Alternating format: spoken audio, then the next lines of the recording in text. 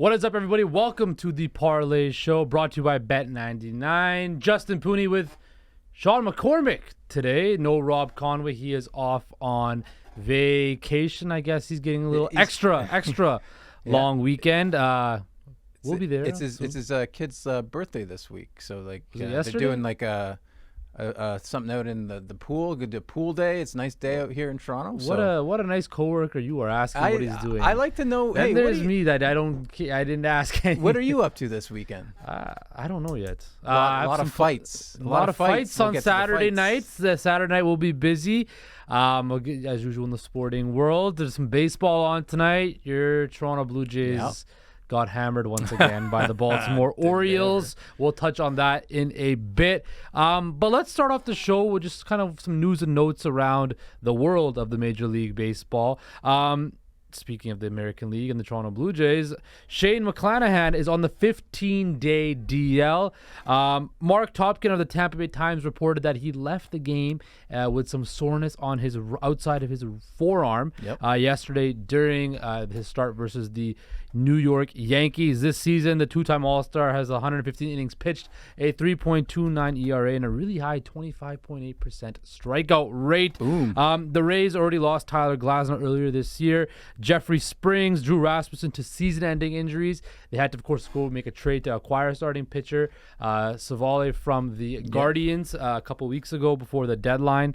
Sean, the Rays are one of the most resilient franchises in all of sports, all things considered. They play in a dump at the Tropicana Field. It's probably the worst stadium in baseball. Maybe not the worst. Next to where the Angels, the A's play. Oakland Coliseum might be the second biggest dump. At least the Coliseum has like some history to it. The Trop is just like a giant. There's dome, no there's sewage leakage at the and Oakland possums Coliseum. living in the ceilings. Exactly. I don't know how nice that is, but look, the Angels, the Rays are plus 300 to win the American League, still like second best odds. They're plus 106 to win the American League.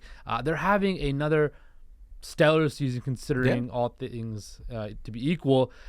Do you see this just being a mere blip in the road? It's only the 15-day DL, but the Rays will be fine, right? I think they'll be fine. I mean, it depends on what this turns into. They're still not sure what the structural damage, if there is any, to the forearm as of right now. But, I mean, it's concerning. I mean, McClanahan missed a bit of time with a back injury just a few weeks ago. He was out for about 2 weeks. Now he's dealing with a forearm injury. And you can tell he has sort of like not been healthy. In his last 6 starts, he went 6 innings just once, which is uncharacteristic of McClanahan. Somebody who was in the race for the Cy Young, but now he'll fall out of it just because if you're not pitching enough innings, and also you're getting hurt and lit up a little bit in games because of these injuries, your numbers are back down to earth a little bit. So he's behind Garrett Cole and Kevin Gausman now in the Cy Young race. After the performance last night from Kevin Gausman, is he still in? He's in it, but I mean Garrett Cole's slowly starting to pull away. But the Rays, I don't know. You know, they had a rough July. I think they were something like 8-16 in the month of July. Just a couple games back now of the Orioles for the lead in the AL East. I think they will make the playoffs, the Rays, but I mean, it's concerning if you don't have your ace ready for the playoffs. And I mean, it's too early to tell if that's the case. Again, there's still 50 games left. Still a month and a half left of regular season baseball before we get to the playoffs. But I mean, a little worried. I mean, Zach Eflin has pitched well for the Rays. Tyler Glasnow has pitched well for the Rays since he came back from injury. You know, like you mentioned, Savale's now with the team. But, I mean, McClanahan is very difficult to replace. Taj Bradley hasn't pitched as well as they'd hoped, the rookie there. So I am a little bit worried. I think the Rays will still hold on to a wild card spot. But, I mean, that race is tightening. I mean, we'll get to it in a few minutes. Like, there's 3 teams back with just 2.5 games back of the last wild card spot now, which the Jays hold. So, and the Rays are just above the Jays. So, it's a tough time now for the Rays. We'll see if they can like bounce back and you know be resilient coming down the stretch. One team that looks like they're going to be a real problem come September and October is the Texas Rangers. Max Scherzer made his debut. Didn't start off very well. 37 pitches in a 3-run first inning. But then he turned it around, Sean. He had, I believe it was 6 innings pitched, 7 hits, right? 3 earned runs and 9 strikeouts. The Rangers now a game and a half up on the Houston Astros. According to Bet99, they are plus 370 to win the AL, plus 760 to win the World Series, minus 122 to win the American League West. I think that's kind of a safe bet to hedge. Yeah. I'm going to ask you, we only got a couple minutes left on this block, but are the Texas Rangers now legit World Series contenders? Yeah, I mean, they definitely are. I mean, they've got two fantastic middle infielders in Corey Seager and Marcus Semien. You've got a hell of a rotation there with, even with DeGrom injured, he's supposed to make a return. We'll see if he does or not, but you have Scherzer, you have Evaldi, you have Dane Dunning, which you can use in the bullpen if you want. Just a quality team, top to bottom on all sides of the ball. And, Scherzer did have a rough first inning. He was tagged for 3 runs, gave up 3 soft hits, just like 60 miles per hour, 64 miles per hour, 80 miles per hour. He was really getting unlucky with just balls just finding holes. He did walk a couple of batters, but yeah, that's what like you bring a guy like Max Scherzer in for. Somebody who's done that, been in the league a long time, faces a little bit of adversity, and then can pitch his way around it and end up pitching late into the game, and also only giving up those 3 runs and letting your team get back in it too, right? So definitely one of the contenders in the AL for sure for me. It's the Rangers and the Astros for me. I do like the Orioles too, but you know what? The way I see the American League kind of breaking down is kind of what you said.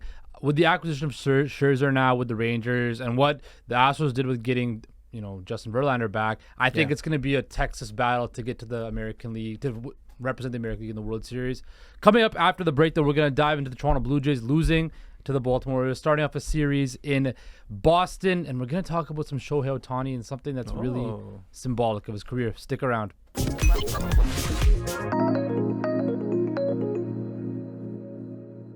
Welcome back to the Parleh Show, brought to you by Bet99. Justin Pooney, Sean McCormick, and we're going to continue the baseball talk right now because, Shohei Ohtani, people say, he's the biggest name in baseball, biggest, star the game has, best player, well-renowned in this game of baseball.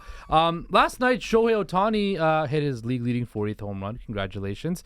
He pitched 4 scoreless innings and then left the game with cramps in his pitching hand and then hit a home run, which doesn't make any sense to me because if you got cramps in your hand, you can't throw the ball, but somehow you can swing the bat and hold the bat. I don't know. But look, but you know what's so symbolic? 4 scoreless innings, hit a home run. Great statistical game, unicorn game, but guess what? They lost. The Angels blew a 2-run lead to the Seattle Mariners. The Angels are now 4 games back of the 3rd and final wildcard spot. The Mariners are now 2.5 games back. They've leapfrogged the Angels.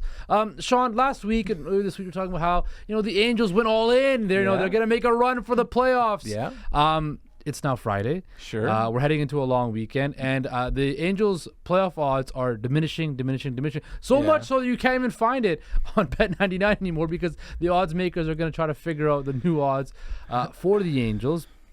How symbolic was this? How funny is this that after all this talk, what the Angels are going to go for it, and now they're kind of falling apart right on cue?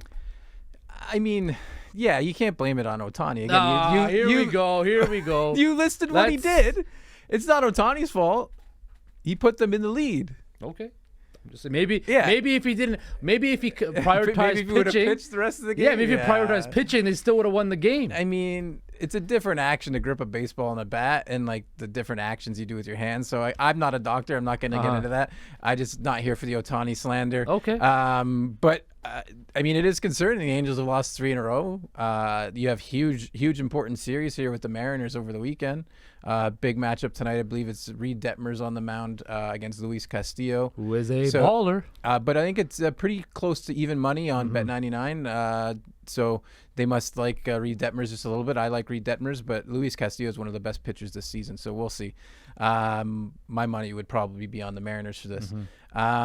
Yeah, I don't know. I mean, it's tough to tell. You got to give this team a little bit of time to acclimate to their new members and stuff. However, you don't have a lot of time. Exactly. So I mean, we both knew it was a long shot when they went all in and decided to make these moves, right?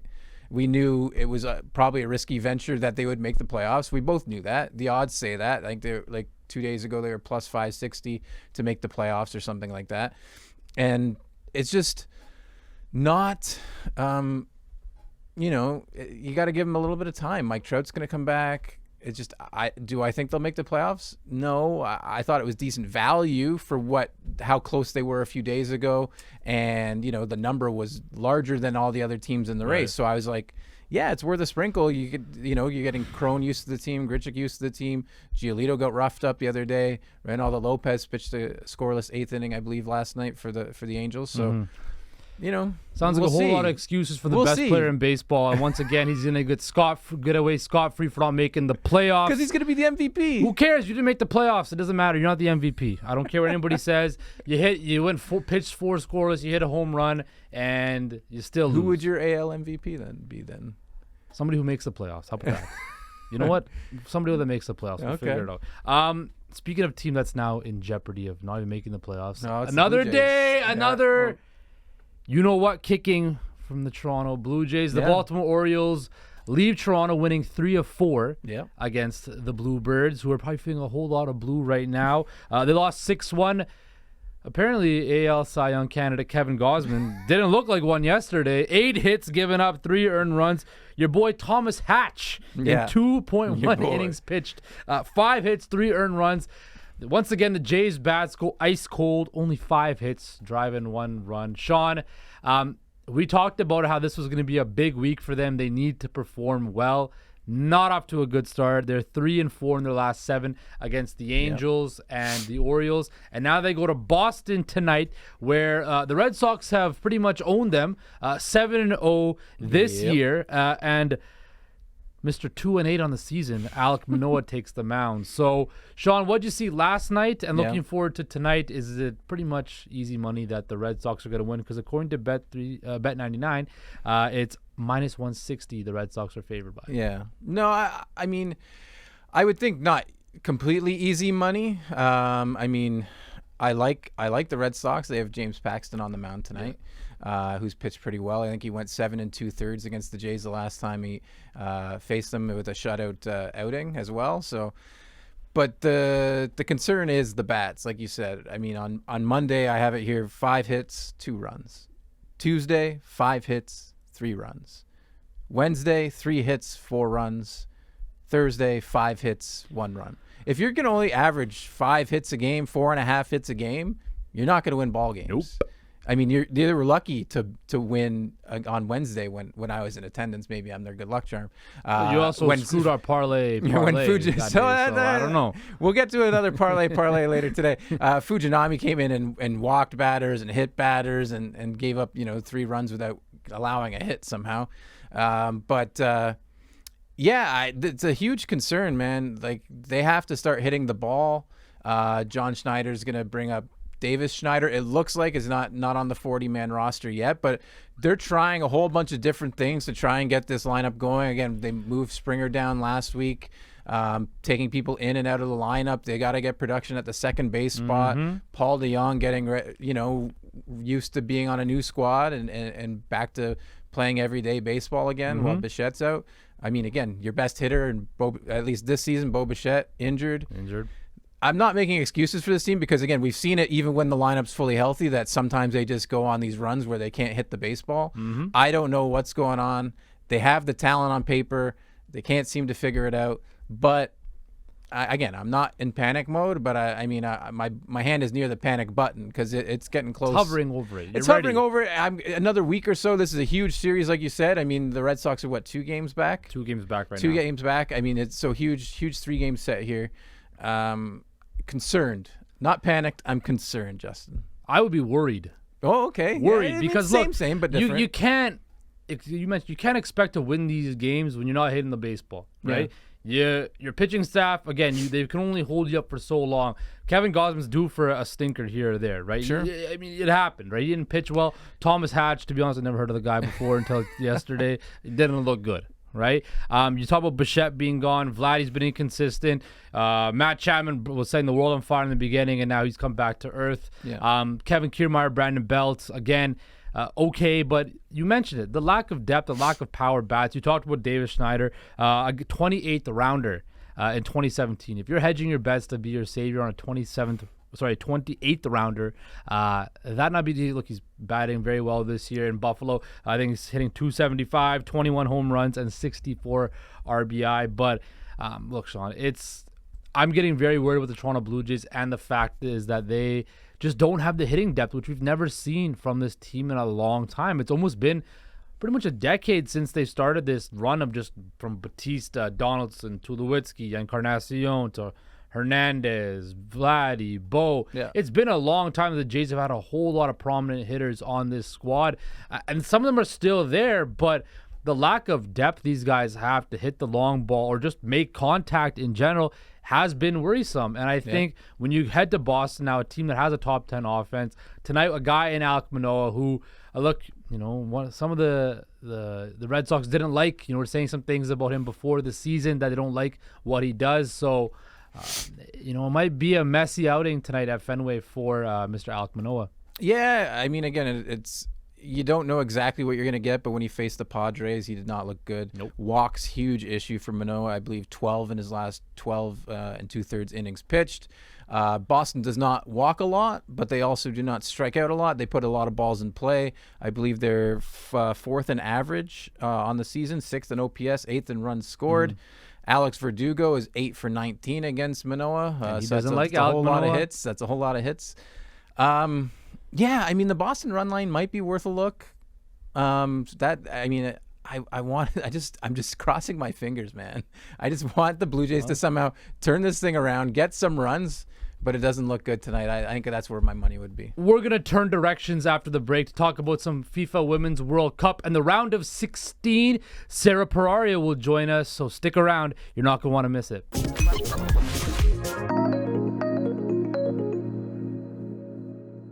And welcome back to the Parleh Show, brought to you by Bet99. Justin Pooney, Sean McCormick, and Sarah Pararia. What's up, buddy? How's it going? Pretty good. How are you? Good. We were just talking to the top of the show about how we're excited for the long weekend.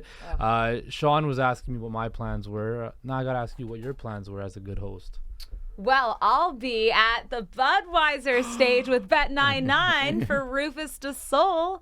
I can't wait for that one, actually. I love Rufus Du Sol. Is it bad that I don't know what really Rufus Du Sol is? Is it like a band or something?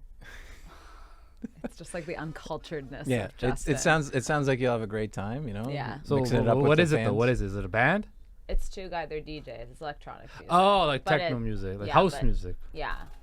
But they're really like very well known. They've been all over. See, I'm They're, not a like- big like techno person. I need to listen to music with like lyrics in it. There's lyrics in their songs. Crazy. Crazy. The unculturedness continues. All right, let's. I just can't get down with it. There's lyrics in their I songs. respect it. Okay. I can't because I have a producer yelling in my ear. Sorry. Okay. Well, we're not going to talk about our tastes in music because nobody will seem to care about that, or I'll just get more and more hate thrown at me because I don't Probably. like techno music at all. So let's talk about the FIFA Women's World Cup. Round of 16 starts off this weekend. Whole lot of big matchups, a lot of interesting matchups. Yeah. So I'm going to tell you guys which ones I'm going to have my eyes on. Okay. Japan versus Norway, I have my eyes on because I really want to see. I think Japan's been class for years. USA, of course, versus Sweden is going to be a very interesting one. Sweden, finished at 9 points out of the group. U.S. had the subpar finish to their group, and now they got to face off against Sweden. And then I'm kind of interested in seeing France versus Morocco. That's going to be Morocco's been a very good story this tournament, and they're playing against an underperforming French side. So, Sarah, what says you? Which matchups are you most intrigued for this weekend? Yeah, Japan and Norway as well. I have both teams to score in this one. You can get that at plus 110. I think it's a really good shout because both teams have had games where they've scored a brace, basically. So we know we can expect goals. I would assume so. And both are going to obviously be going at it. I'm staying away from winners in all of these. You guys have to remember in tournament-style football, it's really...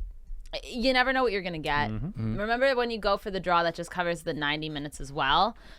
You can bet on penalties, extra time. I think this is where we're going to see a lot of that. So just make sure when you're betting, guys, keep that in mind. But definitely that one, of course, my Spain against Switzerland. I have Esther Gonzalez at anytime goal scorer, plus 125.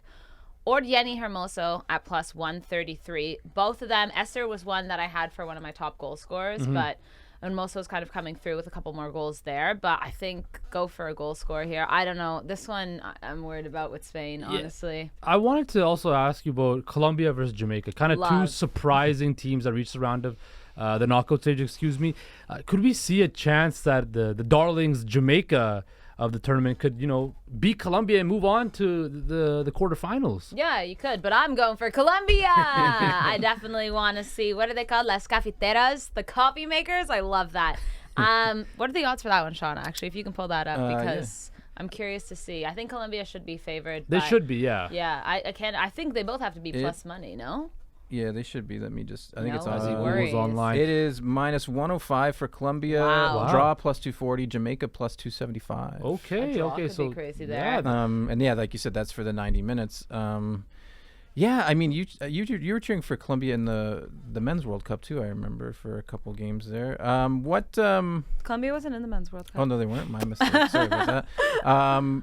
You were talking about anytime goal scorer a few seconds ago. Mm-hmm. What do you think about somebody from England like coming in and leading the tournament in goals? Lauren James. Yeah, Lauren James. She's already got 3, right? Yeah, she's got 3, and Alexandra Popp, who was one of my originals. Oh, but she's gone. Out. She's out, but she could actually still win it. Like, that's what's crazy, is that a lot of the time we can see a goal scorer. We have Miyazawa still there, and she's going to be playing, obviously. They both have 4. But Lauren James is a good shout because we expect England to go the distance. And that was one of the things why I picked Germany, but this is a World Cup. You get shocked. But, yeah, I mean, it's a good shout. She's going to be playing not Sweden. Sorry. England are going to be playing Nigeria. Yeah. I don't know about that game, though. You're talking about that, and you seem to think that Nigeria fits well to go up against England, right? We've seen a whole bunch of upsets so far this World Cup. Which side do you think has the best chance of pulling off an upset in this round of 16?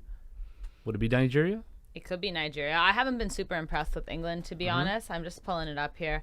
France have been a little wobbly, but that being said, I still think they'll beat Morocco. We got Colombia, Sweden, U.S., Japan, I mean, the rest are kind of like, I can't see South Africa beating Netherlands. Netherlands are one of the only teams I've actually seen that play like really good football, because we've seen inconsistencies from all these other teams, Spain, U.S., England. So it's hard to say, but I like Nigeria beating England. I mean, I would sprinkle. What are the odds? Why not a sprinkle? Yeah, hey, I don't mind a good sprinkle. I just went off that page again for a second. No worries. England and Nigeria England is minus 334, draw plus 400. Nigeria 10-1, so you get 10-1 on your money but that's again before that's for full time, not the whole match. To qualify, Nigeria plus 450, so they could win in penalties or in extra time. Yeah. So I think a sprinkle is not a bad idea. You know what? I'm looking at the odds to win the Women's World Cup. England's currently the favorite at plus 280. The U.S. women at plus 440. It's interesting to me. And Spain plus 440. Plus but Spain. Don't worry. I kind of like Japan at plus 800. I love that. That's a nice dark horse pick. Now they're gonna have to go through the U.S. if they want to get there, and Spain, right? So then that begs the question: if the U.S. gets past Sweden, right? And I don't even know if that's gonna happen. That's crazy. Right? I think it's because they're so dominant. They've been so dominant. We just expect them to get through it. Sweden's gonna be easy. Sweden also won all 3 games. Exactly, right? And there's a team that they were finished 2nd or 3rd in the Olympics last year. 3rd was it? They won the bronze in the last Olympics, I believe. Yeah. So look, this side's been always around in big tournaments. Is the U.S. still the clear-cut favorite for you to win this tournament? I think you have to just go on the fact that they've won so many, but it is hard because they haven't looked convincing, but they still got here, and the thing is they know how to play this kind of football. Yes. You know, they're not new to it. Whether or not they're going to come out and do it, who's to say, but they definitely have the experience, which will go a long way against other teams. But like I said, they're playing against Sweden. Fridolina Rolfo has been great. Blackstenia Steino, we know that she's like such a consistent player for them. So it depends what we get from this U.S. side. Who was it? Carly Lloyd that was giving them some backlash earlier in the week, basically saying like, you guys have to represent and you have to really play your hearts out, and it doesn't look like they're playing with their heart right now. Will that change? That's the thing. This is going to be a very interesting game to watch because they're not going up against a weak team in any sense. No, absolutely. And I think, like we were talking off air, Sean, you really like the bet of the U.S. finishing top 4 at minus 112 right now on Bet 99. That to me, is safe money, I would think. But like you mentioned, though, this might be their biggest test. I think if they can get by Sweden, that could kickstart the U.S. team to play well at the right time and really drive them forward to three-peat. Don't sleep on England as well. They are the tournament favorites right now. Your Spain is in there as well. I think on their side of the bracket, the Netherlands, like you mentioned, you've been very impressed with them, so they could have a chance to upset Spain, in a quarterfinal matchup. If Spain were to go, they're going to have to get through Switzerland, then probably the Netherlands, and then probably, let's say, U.S. or Japan. Sweden, Norway are also, not easy. Yeah. So that road is way harder than the other side of the bracket. And usually we kind of find it like this, where it's a little bit lopsided, but then again, you have teams like Morocco that may just make a run, like we saw in the Men's World Cup. So it's never really easy. Either way, you're still playing. Where there's bound to be some surprises that pop up here. Let's switch over to men's footy, where Mr. Leo Messi is playing in League Cup action. That's been going on for a while now. The MLS is on a pause. Round of 16, I believe, in League Cup action. They're going to be playing up against Dallas. FC Dallas on Sunday. Messi's been a revelation in North America. He's got 5 goals in 3 matches. Seems to, the hit Messi 2+ goals every game might be the smartest bet to take. We talked about it before on some other stuff, but let's talk about it here. How impressed have you been? I know it's kind of biased, but how impressed have you been just how dominant he has been coming over? New league, new country, new, society. We've seen the whole American glamorization at Inter Miami matches. How do you think he's accustomed and acclimated himself to the North American lifestyle and footy so far? I mean, is it bad to say that, it's Messi? Did you guys think that he wasn't going to absolutely destroy? You know what? I kind of thought that, he was in it for the money. He was going to take it easy, kind of coast, right? But I didn't expect him to come out and be just so dominant. I thought he'd play every other match. He wouldn't really play that much, but he's been playing. You see the emotions in it. He hasn't been like Lorenzo Insigne. I'm hearing from my producer's ears who loves the TFC. But it's true, though. It's true. When you look at it, Lorenzo Insigne hasn't really done anything for TFC. Now that might be more to it. And there's a huge gap, of ocean-sized gap between Lorenzo Insigne and Leo Messi. But he's just been so into it. He's been so invested into it. And I know it's early, but if this continues, this will be a smashing, and it already is a smashing success. I think he has for to Major be, right? League Soccer. Why else would he have come, right? You have to know, if you're making the decision to come over to MLS and play domestic soccer, you have to commit yourself to it. You can't just come over here and kind of go through the motions. Some of these guys have done, right? Well, let's also. But he's not that kind of person. But he also has a Copa America to play next year with Argentina that he's gonna want to win. We have to remember that Messi is also still in his prime, which is unbelievable at his age. So. That's the thing. It's not like he's had time off. He's been injured, and he's still looking to win more trophies. So he's dominating, and he looks like he's having the best time doing it. Yeah, look, Inter Miami is now must-see TV across. I'm actually considering buying Apple TV Plus just so I can watch. The stream is horrific. Just so I can watch it. Why? Because it's Americanized? No, because it always cuts out. It's really choppy. It's actually a known. Check the Twitter, Apple stream. They got to step their game up because it's really poor. Well, you know what? I'm going to call maybe they don't have enough money. Yeah, that's true. Maybe that's the problem. But Sarah, I want to thank you for joining us. You can now enjoy your long weekend, kind of. You. No problem. I'm giving you a blessing. To you have my blessing to enjoy your long weekend. Enjoy that concert or whatever you're going to be doing on Saturday. What's it called again? Rufus de Sol. Ruby Soul? Okay, bye. But coming up after the break, we're going to dive into the combat sports world where Jake Paul and Nate Diaz are going to square off live from Texas. You won't want to miss that talk.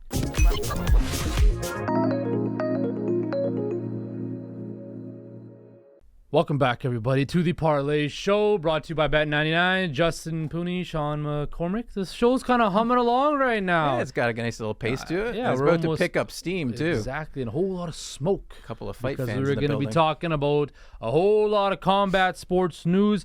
Big fight this weekend, Jake Paul versus Nate Diaz. I know people are going to be, how's that a big fight? Well, whatever fight Jake Paul is in, it's big because he's a marketing machine. Yeah. And when you have a guy, a warrior, following that, is massive in Nate Diaz, Stockton, California, stand up, that people are going to want to watch. Sean, let's start off with this fight first. Then we'll go to Mike Tyson after. Sure. Yeah.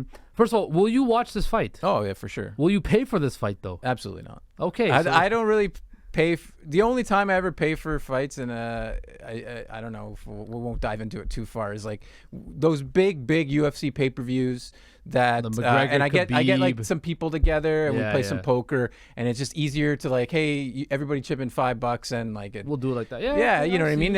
Otherwise, you're paying $60, $70, $80 depending. I think this one's like $80 on DAZN, which to me is nuts because you pay a yearly thing for DAZN, and then you got to pay on top of that for pay-per-view. It's the cash grab, but look, more power to him. Currently, Jake Paul is minus 400.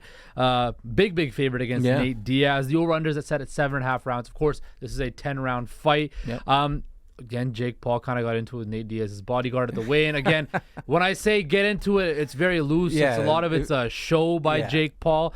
But when I look at this fight, look, Nate Diaz is if not the greatest warriors in UFC history, guy that will never die. Sure. Right? You have to, if you got to put him out, you basically got to kill him. Yeah. Right? And I don't think Jake Paul has that killer instinct to finish Nate Diaz.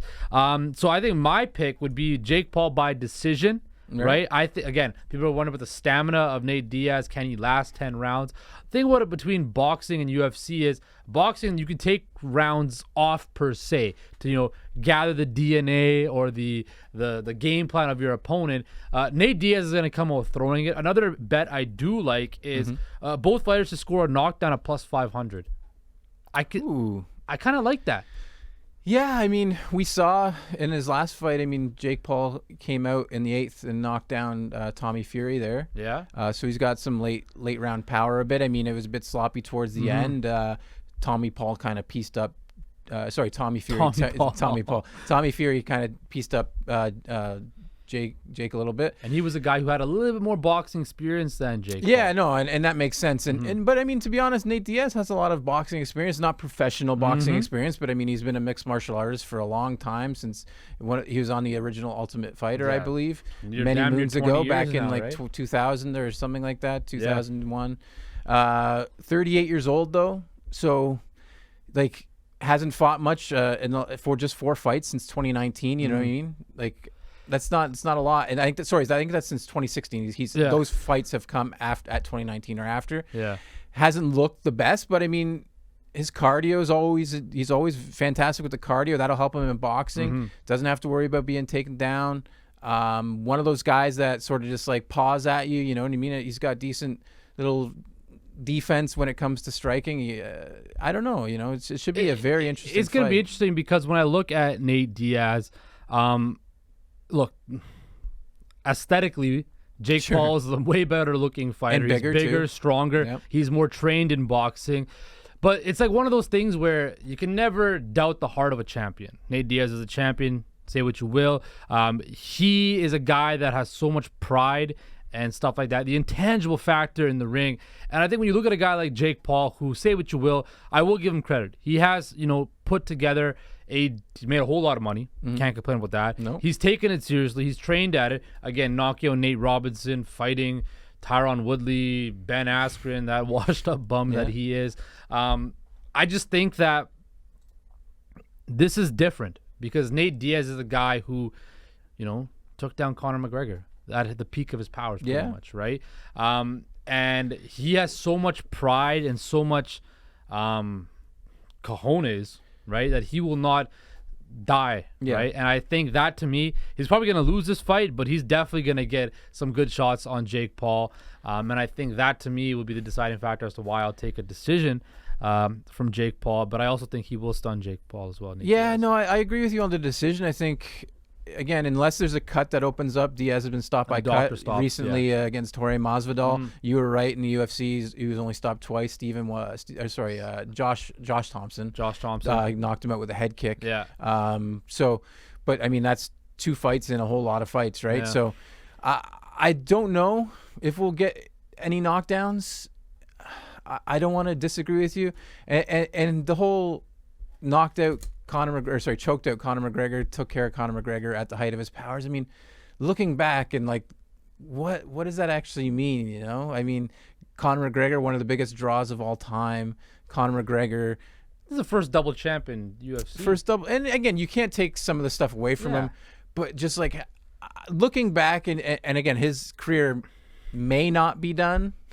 I mean, we might get into that in a minute, but I just mean you might look back and wonder like what could have been with Conor McGregor, and and were his wins all that impressive? I mean, the things that he's done, I mean, shattering box office records, boxing Floyd Mayweather. I mean, you've gone on to see what Floyd Mayweather's also done.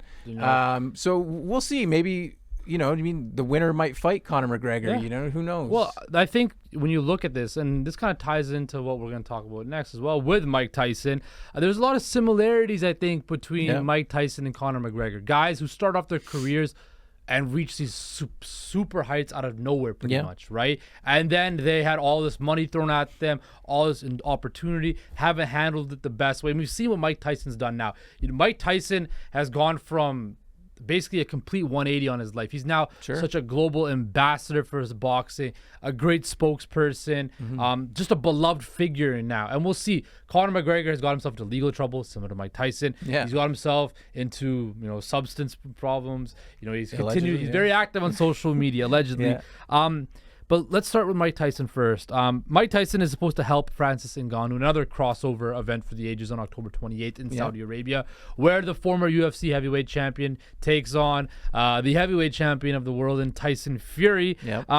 And Francis Ngannou said it was one of the best decisions he's ever made to have Mike Tyson help him out. He's an idol. He's a hero. Mike Tyson said it's no secret. I back Ngannou 100% in this fight, which is funny to me because Tyson Fury is named after Mike Tyson, right? So kind of funny how that works. So was this a good decision by Francis Ngannou to have the legendary Iron Mike Tyson, the baddest man on the planet, to be in his corner? I think it's very good. I mean, getting somebody who's been there and done that again, and at the highest levels and for a long time in boxing, Francis Ngannou is going to come into boxing and like as a 0-0 record against the number one heavyweight in the world. 33-0-1, I believe, is Tyson Fury's record. Tyson Fury can knock you out. He can take you to decision. He can take you into deep waters. He's faced that adversity, getting knocked down a bunch. He's strong chin as well. I worry a lot about Francis Ngannou. And again, bringing in Mike Tyson, bringing in, whoever can help him get ready for this enormous feat is probably a fantastic idea. I mean, the odds makers have it probably the right way. It's minus 1,000, I think, right now for Tyson Fury against Francis Ngannou. It's just, you saw Francis Ngannou's UFC career, right? And you go through, he was always knocking guys out in the first round, fantastic, impressive, right? You have Tyson Fury, who's got fantastic defense, and I don't know if Ngannou has the cardio.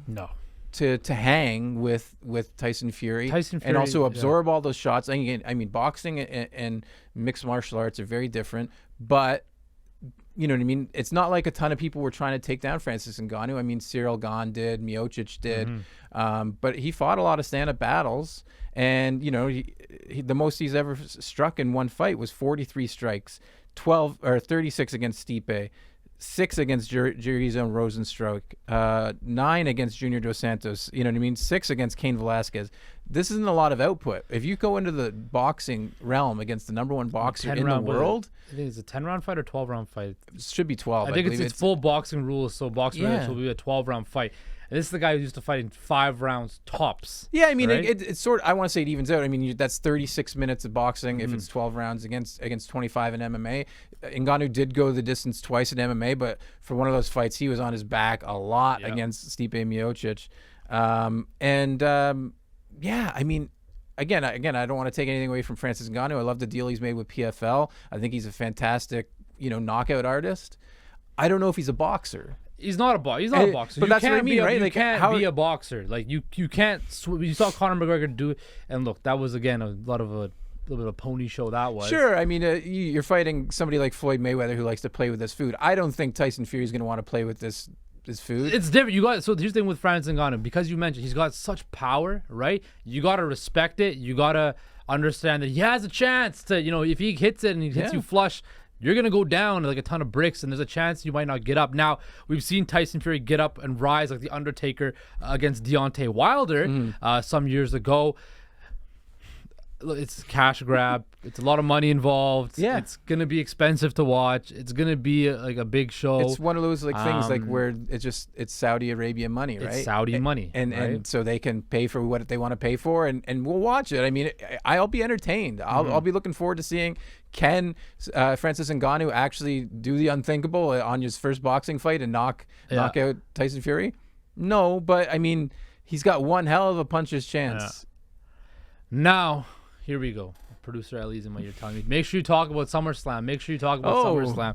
We can do that. Don't you worry. We can do that. The biggest party of the summer is this Saturday night, live from Detroit, Michigan, at Ford Field. WWE SummerSlam. Sean, hey, that could be the biggest fight of the to be honest, compared to Paul and Nate Diaz and Sandhagen and Rob Font in Nashville, Roman Reigns versus his cousin Jey Uso. Tribal combat, ladies and gentlemen. Tribal combat, which means not only is a WWE Universal Championship on the line, but also the head of the table title is on the line. Sean, there was a video actually that came out where WWE was doing a vlog of Jey Uso, and his son even said that Uncle Joe, a.k.a. Roman Reigns, is probably going to win this fight. Oh, no. Roman Reigns has had some dominance over the last 1,000+ days in the WWE. Is there any chance Triple H and the scriptwriters in WWE decide to let Jey Uso take over? I wouldn't think so. I mean, this has been the best story in wrestling. For a long time. I mean, you've got some stuff going on with the Elite and AEW, but that's also great. Dead now. AEW's dead. But yeah, I mean, just a fantastic story. Really interested to see who gets involved. I mean, they're not supposed to based off the tribal combat rules, but maybe you have Solo Sikoa interfere. He's been eyeing the head of the table. Yes, yeah. Maybe you have Rikishi show up. What about The Rock? So The Rock was in an interview I saw a little while ago, and they kind of asked him, like, who's the head of the table? And he kind of said himself. So could we see Dwayne The Rock Johnson return to wrestling? I've been hoping for years. You know what? I want to see The Rock. I mean, it would be a real nice slow build to WrestleMania, which, I mean, obviously WrestleMania 40, which would be the hugest match I think they could put together right now, and just wrap a nice little bow on the story.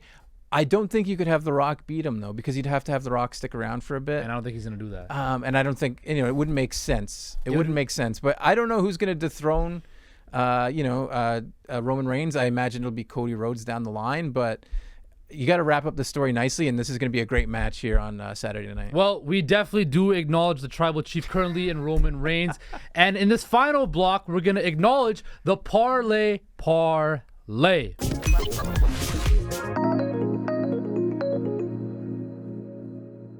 Welcome back, everybody, to the Parleh Show, brought to you by Bet99. We've reached the end of the show, to quote a famous guy named Albert Bartan, used to say that.